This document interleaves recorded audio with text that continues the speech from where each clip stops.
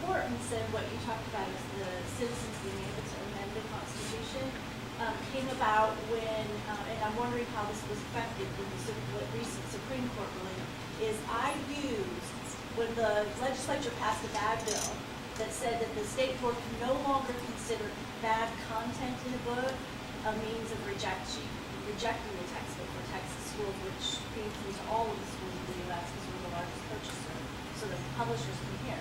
So I used the Texas Constitution in 2005 was amended on the section of marriage that no body, no act, no record, no public proceeding, I mean it's very clear, shall recognize anything other than a marriage between a man and woman. The health textbooks adoptions were in 2006. I couldn't reject them with all of the pro-homosexual connotations in those health textbooks. So I used and said that the Texas Constitution supersedes and is very clear that this does apply to textbooks, and we can't have textbooks that are absolutely contrary to what our Texas Constitution said. So we were able to amend those textbooks based on my argument that they were against the law in Texas. Yes. So, yes. But had that not been there, I couldn't have used that, and we would end up with content that was very, very objectionable. Now with the Supreme Court ruling on marriage, how does that affect the Texas Constitution? Well, I'm wondering that too. good question. And the short answer is we're seeing this play out in real time. I mean, we have a county official in Kentucky in jail right now. And Kentucky, like Texas, also recognized marriage as between one man and one woman. So I think it remains to be seen. In many ways, it is a political question because we have a ruling from the U.S. Supreme Court. It's a 5-4 opinion that many people don't accept because it doesn't accurately reflect what our U.S. Constitution says.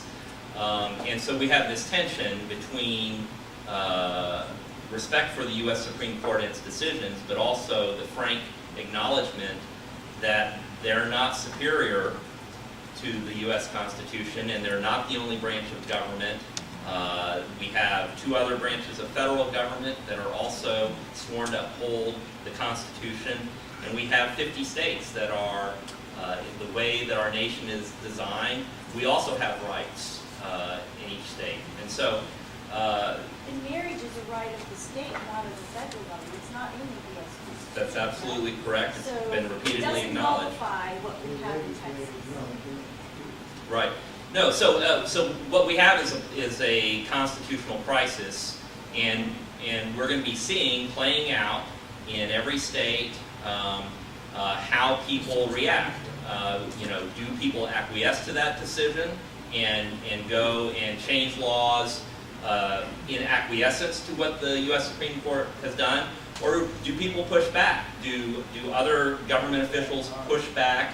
And then, instigate political, the political process to resolve what's going to happen. So there's no simple answer to it. We're seeing it playing out right before our eyes. I wish there were a better answer to that. I can tell you also that for us as citizens, and based on our individual religious beliefs, I'm a Christian. The U.S. Supreme Court cannot change what I believe marriage to be, cannot change what Jesus Christ defined marriage to be. So, we have a little bit of render unto Caesar what is Caesar's, render unto God what is God's scenario, that even if our civil society goes off the rails, we as citizens, as religious worshipers, as believers, still conduct ourselves according to our religious belief. That is one of the foundational characteristics of America, that this is a nation of religious liberty. And I hope we're not losing that.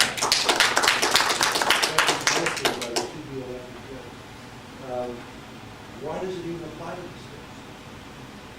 Well, it's essentially the Supremacy Clause. So the United States Supreme Court is... It's not a law, because the Supreme Court can't do it. No, that's correct. So we do still hold ourselves out as a nation governed by the rule of law, and the United States Supreme Court is at the top of the pyramid of one branch of government. Yes. Of one branch of government, and so to answer your question, I think we do, in order to have order in society and in government, we can't have judges deciding for themselves which authorities they're going to obey and disobey. And so it's one, hear me out, it's one thing to say that within the judicial branch, a lower officer, if they're going to stay in office and do their job, they have to respect the officer above them, superior officer, right? But that logic does not apply to the legislature, does not apply to the executive. All of those people have their independent oaths to the Constitution and have within the constitutional structure checks and balances where they can exercise. They have tools under the Constitution to push back against abuses of authority, abuses of power, wrong decisions.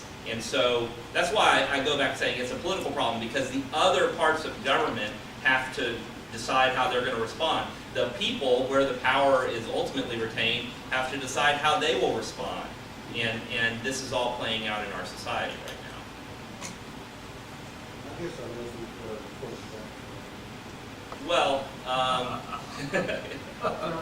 Referring back to this Alliance Defending Freedom statement, you must adopt in your churches a statement that you will only marry a biological man and a biological woman, that your church facilities will not be used for any other type of wedding, that your pastors or leaders will not perform any other kind of wedding.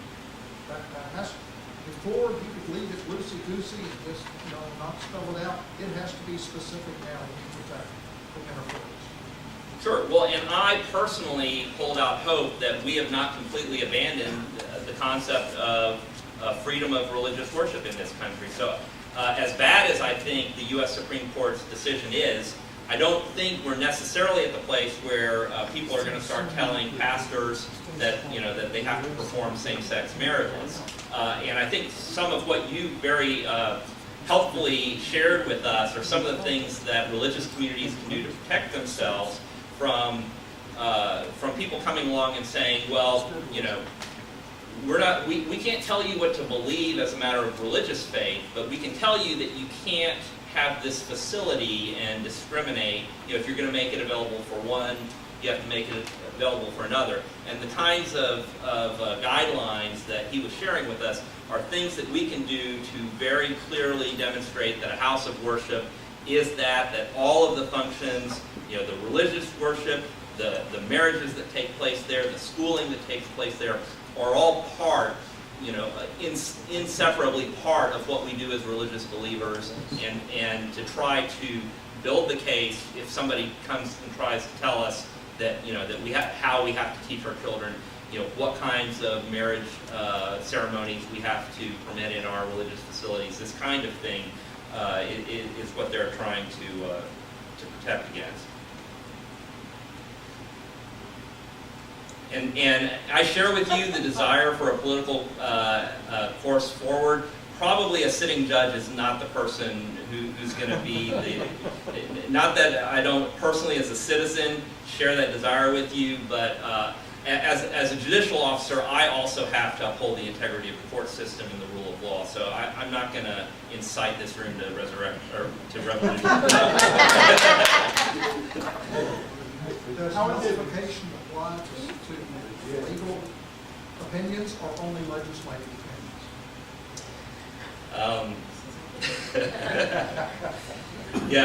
Nullification is also not something I'm going to touch. I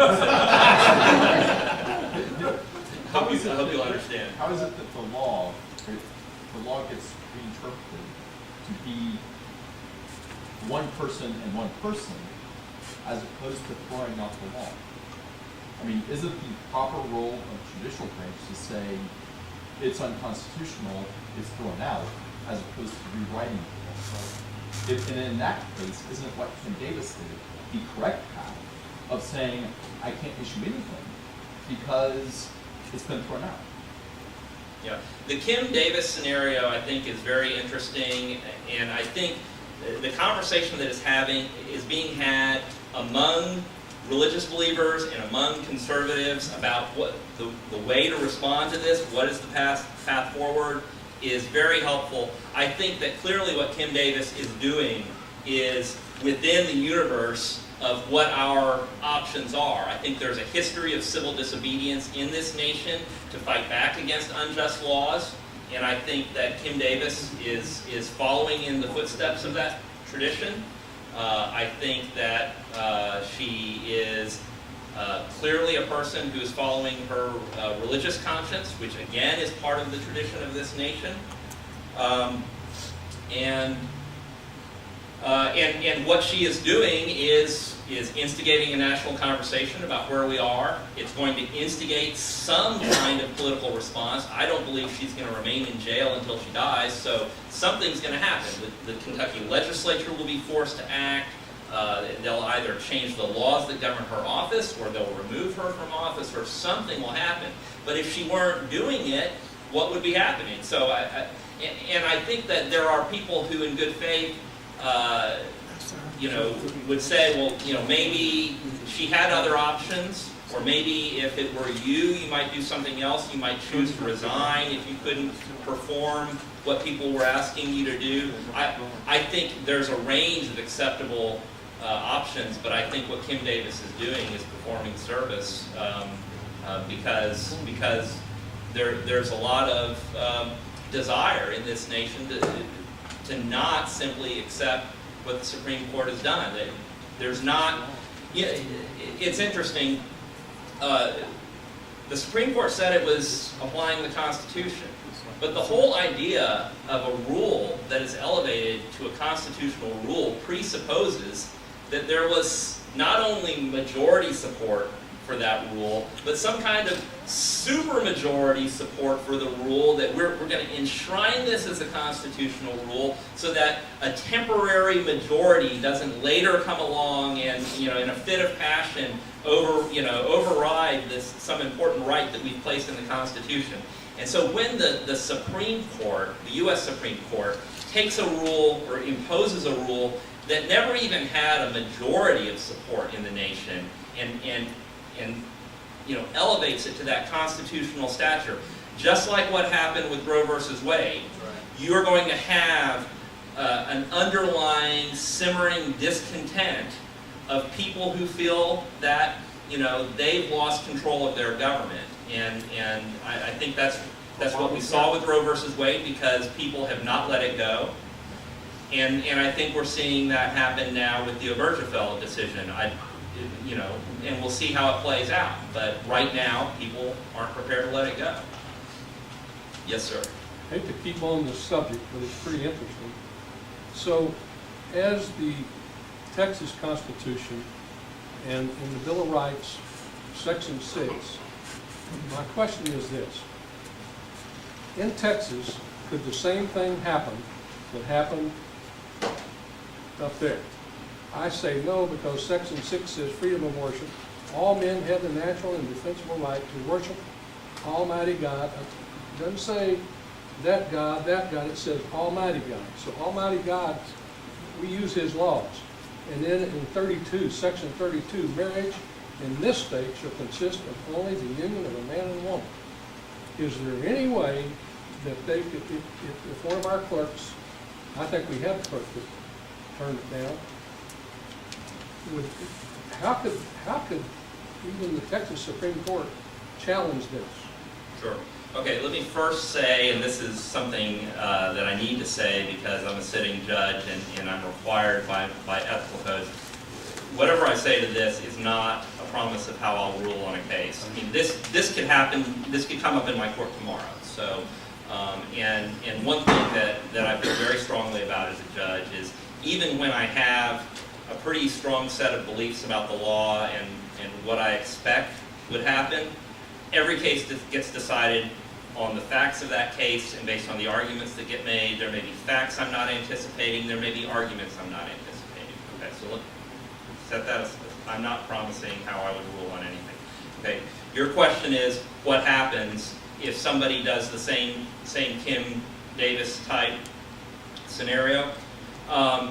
What's going to happen is, I mean, first of all, I think it's interesting to point out that even when the U.S. Supreme Court rules as it has, it doesn't make Section 32 vanish off the page. That is still part of our Texas Constitution. So the question's then, what about it? Does it get enforced in any way?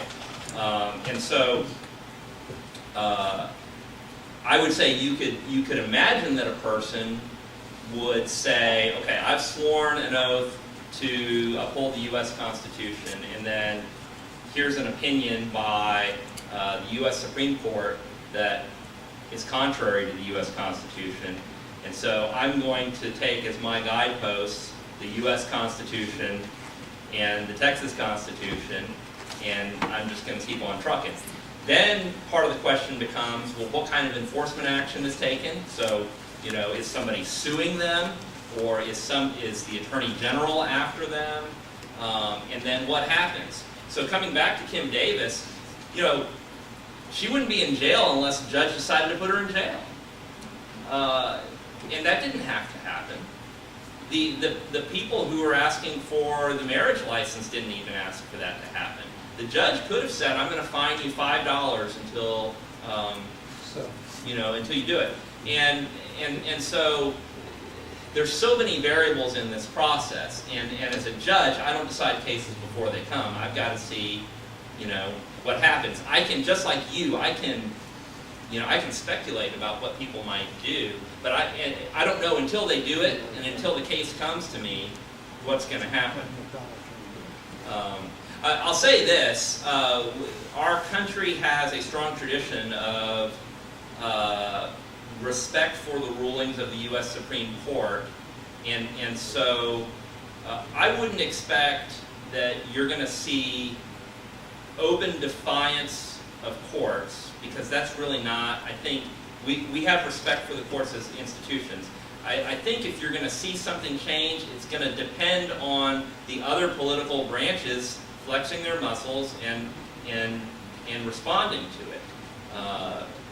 That's One last question related to, I think, what he's saying. So, when you speak of the Supremacy Clause, is that's in the U.S. Constitution, and saying that no state constitutions can override the U.S. Constitution? well, okay. So that is what you just said is correct. And then here's the other piece of it is that in our system of dual federalism, we have a set of state courts, right? And so we could, in Texas, say, U.S. Supreme Court, you're wrong. We have our Texas Constitution, and decide everything sort of within that construct. But under the Constitution, the decisions of the Texas Supreme Court can be appealed to the U.S. Supreme Court. So the system does place our court systems ultimately under the U.S. Supreme Court as a vertical authority, right? So even if we say, and if we say we're not federal courts, they can't tell us how to rule, just like they can't make us take the words out of the Constitution, they also can't tell us how to rule.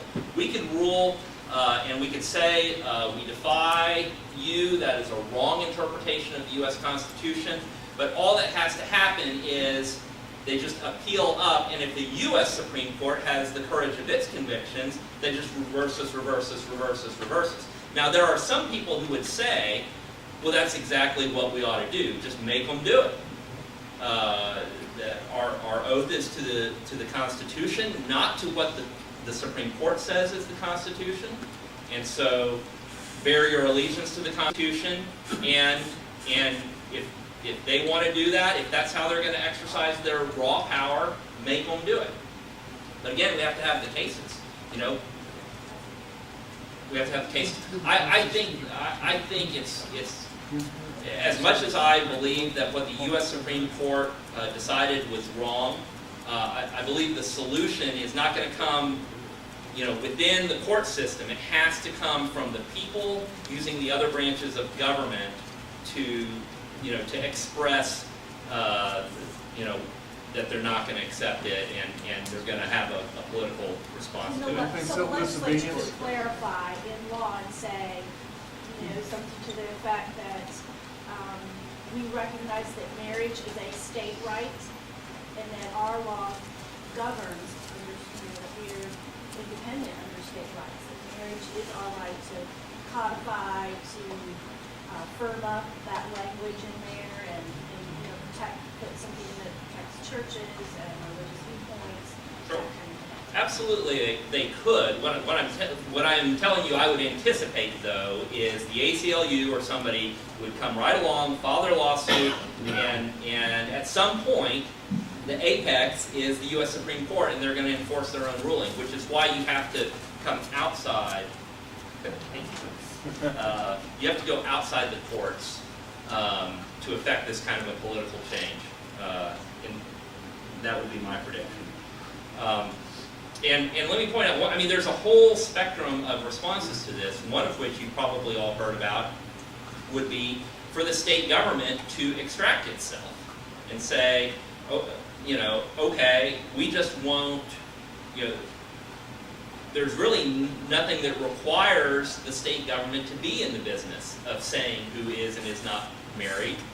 Let people govern themselves either through their own religious institutions or through private arrangements, and we'll just take the state government out of it entirely. And that would be another sort of form of response that if people say, well, we don't accept it, we're just not going to participate with it.